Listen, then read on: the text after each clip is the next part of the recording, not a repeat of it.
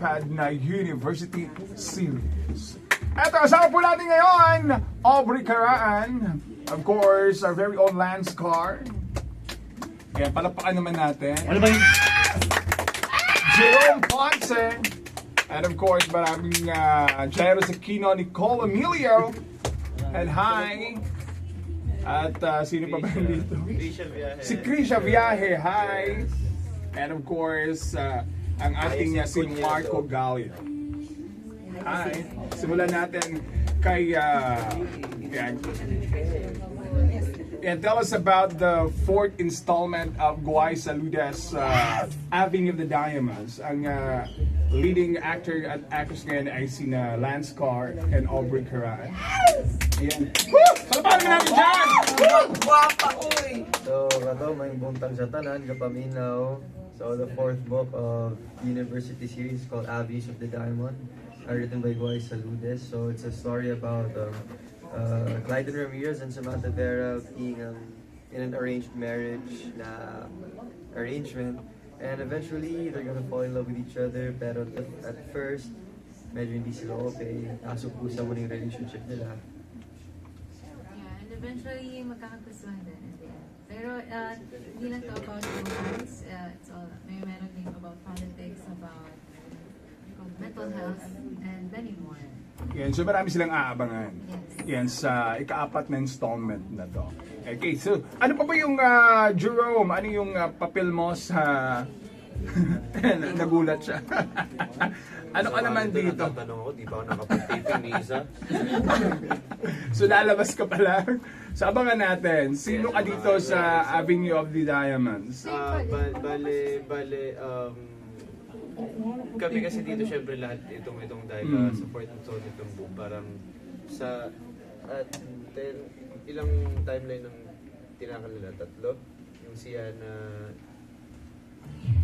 buntis tapos ako nasa States. Okay. Yung isa naman bumalik ako.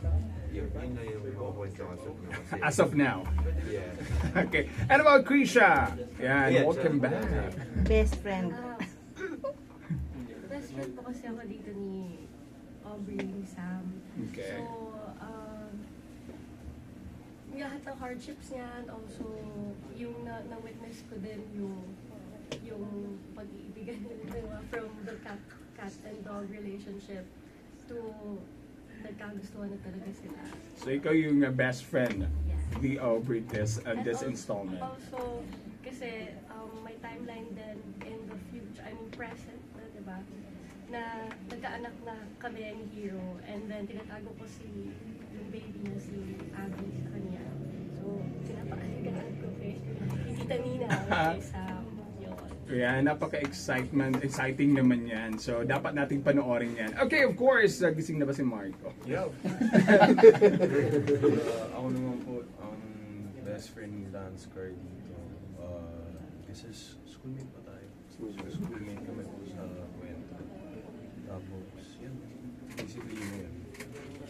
Yeah. Okay, Jairus! Wala po. Jairus Aquino! Hindi ko din po alam kung nasaan talaga kami na. Kasi parang, ano ba? Okay naman po ako. Nag-walk out ka sa Okay naman po ako. Masaya po ako na nandito po ako sa Davao. Excited po ako tumingin ulit ng durian. Hindi. Ano ba? Natagal namin dito yung parang yung may eksena na tayo na lumabas, di ba, na parang hindi na kami okay ni Kiera. So, yung pa lang so far. Tsaka yung you being Hero's best friend, hinahanap mo si Hana sa akin. Oo, tama. Pero mga first few episodes. Mga first few Sabihin mo episodes. Yung mga first few episodes, yung tinutulungan ko si Hero na mahanap si Yana. Dahil na hinahanap ko. Tapos, Oo nga naman. pero tingnan natin sa taping next week kung ano pa yung Mangyayari. Sinabi niyo meron. may 4 pa daw yata yung taping sa Pero well, basically, kwento mo kasi kayo yung pinaka-last. Oo, kami pinaka-last. last. So, Okay. syempre, kumapit sila hanggang sa last. Yeah. Yeah, sa last At syempre, installment. yung kasunod, yung kasama ko din sa last. Nicole Emilio! Ayan, hello po. Ayun, I play the role of Kira in Ares and po ako isa. And may patikim na lang yung kwento namin. So, yun lang. Yeah. And of course, Miss Claudine Barreta dito. Yung katabi niya. Hyacinth po. Ay, si Hyacinth. Sayang po. Yung Lodo P. Okay, imbitahan nyo yung mga Davaoeñas na manood later on para sa Dual Davao.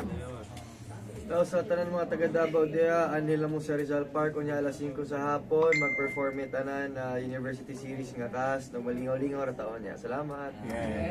And of course, saan nila pwedeng panoorin ang Avenue of the Diamonds? Yes, mapapanood niyo po ang Avenues of the Diamond every Friday, new episodes po sa Ilowan. Thank you! Yan! Woo!